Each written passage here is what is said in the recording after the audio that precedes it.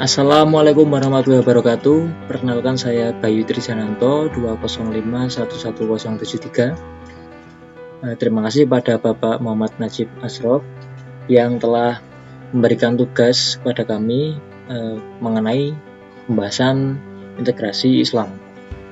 Saya berasal dari jurusan Teknik Sipil, sehingga pada tugas kali ini saya akan menjelaskan integrasi Islam dalam bidang keteknik sipilan. Sebelum itu, marilah kita mengetahui dulu apa itu integrasi Islam. Integrasi Islam adalah sebuah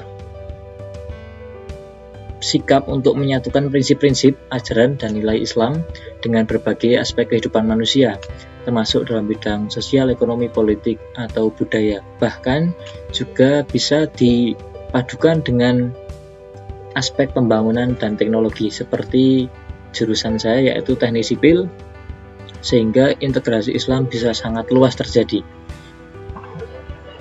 Berkaitan dengan tugas ini, saya menggunakan ayat-ayat yang termasuk dalam kauniyah, yaitu ayat-ayat yang menjelaskan kebesaran Allah Subhanahu wa Ta'ala melalui fenomena-fenomena pada alam semesta.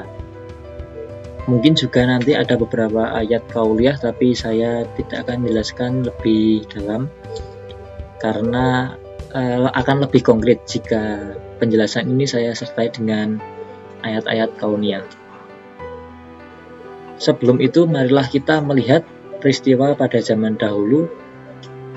Kita semua pasti sudah mengenal kaum Ad yang dikisahkan dalam Al-Quran adalah selalu bermegah-megahan dalam pembangunan atau bangunan yang tinggi-tinggi, sehingga memang dari dulu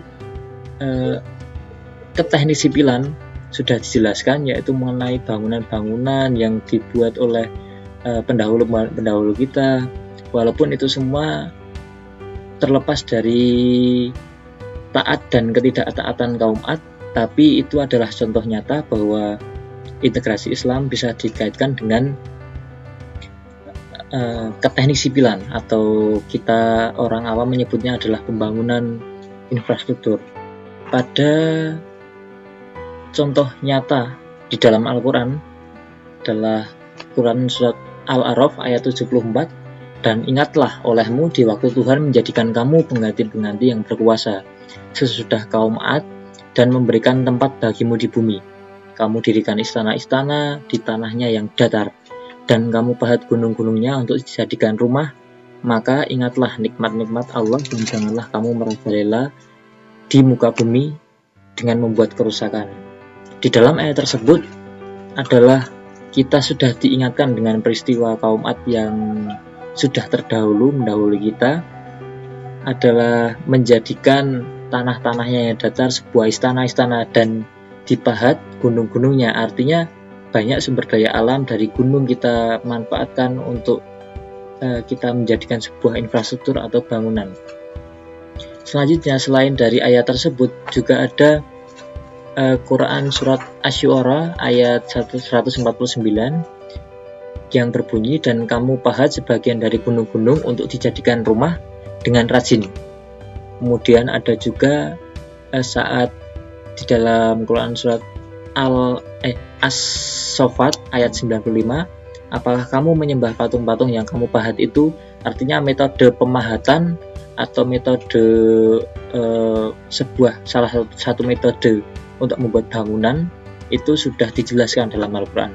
Kemudian ada juga selain dari itu Quran surat At-Taubah ayat 110 adalah bangunan-bangunan yang mereka dirikan itu senantiasa menjadi pangkal keraguan dalam hati mereka, kecuali bila hati mereka itu telah hancur, dan Allah Maha mengetahui lagi Maha bijaksana. Di dalam surat At-Taubah tersebut ada kalimat yang sangat menarik, yaitu bangunan-bangunan yang mereka dirikan itu senantiasa menjadi pangkal keraguan dalam hati mereka. Itu memang sangat terintegrasi dalam ilmu teknik sipil. Kita hanya melakukan sebuah pendekatan untuk membuat sebuah bangunan yang kokoh, tapi kekokohan bangunan tersebut akan tidak ada artinya bila sudah Allah Subhanahu wa Ta'ala berkehendak yang lain. Artinya jika kita mendirikan bangunan dengan kekuatan yang kita rancang, gempa bumi dengan magnitudo sekian, tapi Allah mengendaki saat itu gempa dengan magnitudo lebih dari yang kita rencanakan terjadi, maka kita sebagai manusia juga hanya bisa bertawakal.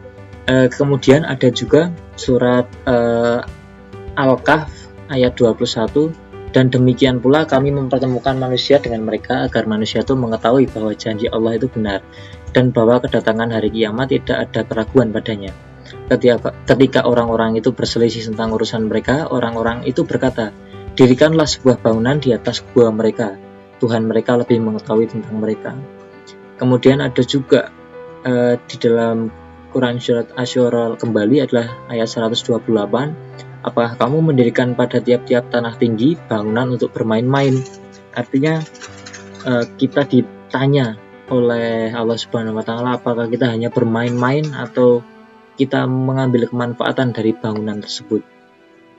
Dan juga ada Quran surat Al-Qasas ayat 38 dan berkata, Fir'aun, hai pembesar kaumku, aku tidak mengetahui Tuhan bagimu selain aku.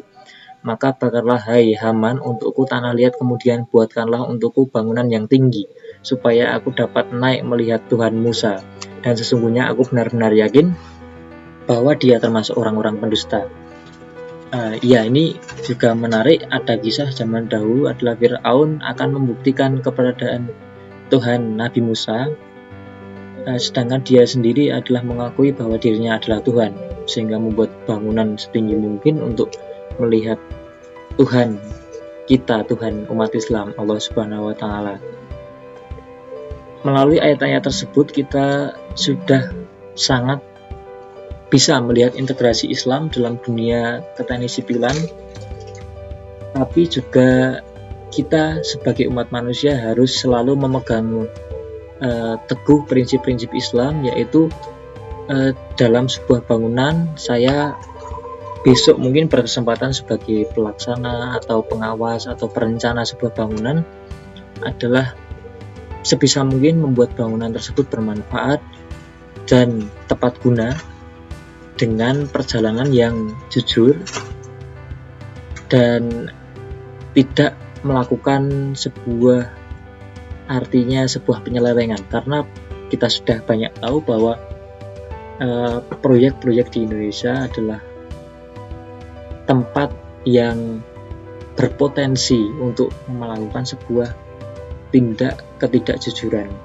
Maka dari itu kita sebagai umat Islam harus selalu senantiasa berpegang teguh dalam nilai-nilai Islam, membuat bangunan sesuai dengan apa yang telah direncanakan, sesuai apa yang diinginkan oleh negara kalau itu di dalam sistem pemerintahan, sesuai apa yang diinginkan oleh owner kalau itu di dalam sistem swasta. Maka kita juga harus mengambil pelajaran dari kaum Ad yang intinya kurang lebih mereka sombong dengan kemahiran mereka bisa membuat bangunan yang bermegah-megahan, tapi mereka malah menyembah selain kepada Allah Subhanahu wa Ta'ala. Mungkin itu saja sedikit yang bisa saya sampaikan. Kita sebagai umat Islam harus selalu memegang teguh prinsip-prinsip Islam dalam semua aspek yang bisa terintegrasi dengan Islam, termasuk dalam dunia keteknis sipilan. Saya, Bayu Trisananto, mencoba sebisa mungkin untuk membuat diri saya sebagai teknisi sipil yang baik dan beriman, output dari Insan Ulil Albab Universitas Islam Indonesia. Terima kasih. Sekian. Wassalamualaikum warahmatullahi wabarakatuh.